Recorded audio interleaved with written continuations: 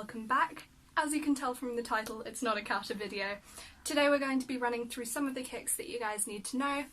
We'll do a quick little kick catalogue and I'll show you what each of them look like, and then I'll give you some training exercises that you can do at home with no equipment whatsoever.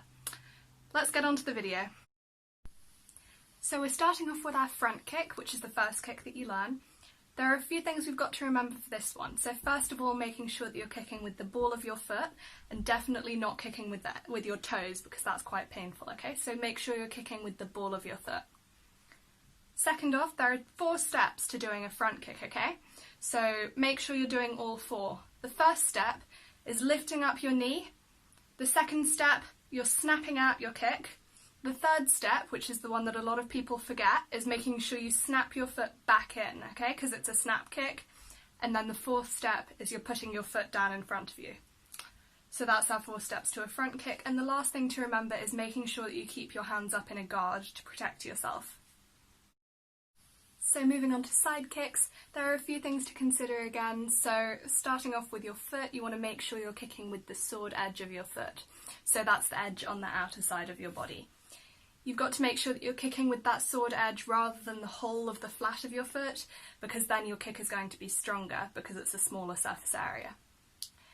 Also, you want to make sure you're controlling your arms, especially in a side kick. It's quite easy to swing your arms out and let them be uncontrolled, but that means you're not protecting yourself, so make sure you keep your hands in a guard.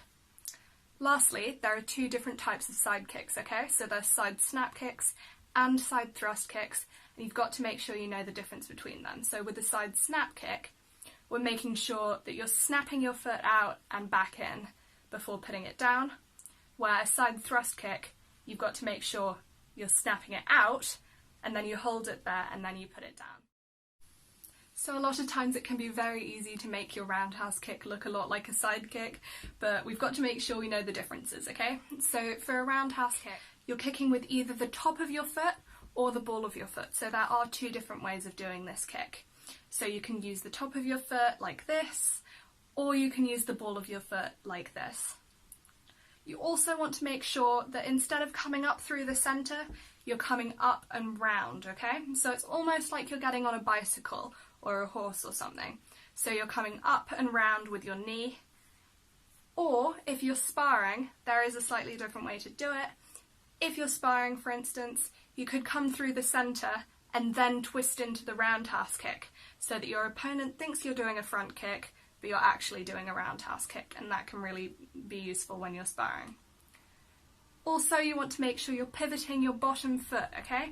So focus on your supporting foot and pivoting that to make sure you're getting that nice rotation into your roundhouse kick. So lastly, we've got back kick, and for this one we're kicking with the heel of our foot, okay? So you can split this kick up if it makes it easier into the turn and the kick. So for your turn, you're making sure that you're bringing your feet close together as you turn, bending those knees so that you can extend out that back leg nice and strong when you're doing your kick. Other thing you want to think about is making sure you don't over-rotate and let it turn into a side kick, or even worse, a front kick. You've got to make sure that you keep that heel on top and make sure it stays a back kick the whole way through. So now that we've gone through all our kicks, let's go over some exercises we can do to help with them. So one of my favourite things to do to improve balance and control during kicks is leg swings. So you guys all know how to do leg swings from our warm-ups, but there are different types of leg swings and we can use them to improve different kicks. So we've got our forwards leg swings for our front kicks, our sideways leg swings for side kicks, and backwards leg swings for back kicks, obviously. But for roundhouse kicks, I also like to do little quarter turn pivots, just both ways, to help with that pivot on that supporting leg and make sure we've got that. If you're brown belt or above, this can also be modified for your stationary kicks or balance kicks. So just doing the same exact thing, but not putting your foot down in between the leg swings can really help improve your balance.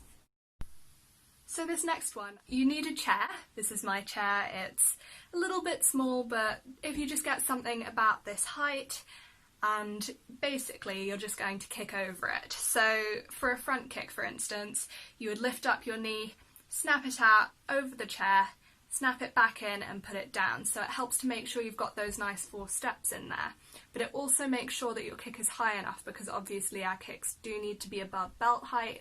And it also makes sure it's going in the right direction, and it's a lot easier to make sure that you're kicking forwards instead of up, and your technique's all right. So try this one out as well for your front kicks and side kicks especially. So last but definitely not least, we've got a drill for your foot formations. So basically what you're doing is you're going to just take the part of your foot that you're using for your kick, so it could be the ball of your foot or the heel of your foot or the sword edge of your foot, and you're sort of just going to stomp around on it. So just stomping up and down on your feet in that position kind of helps you get used to using that part of your foot, so that it will feel a lot more natural and a lot less strange when you're actually using it for a real kick. You can do a very similar thing on a wall. I know both of these look a little bit odd while you're doing it, but they really help to make your kicks a lot more natural and a lot easier, and getting that foot formation right every time. So I really hope that was helpful, and I hope you guys try out some of these tips. Again, if you have any questions, you can always pop us an email at ben@crouchingtigerkarate.co.uk or tom@crouchingtigerkarate.co.uk. Bye!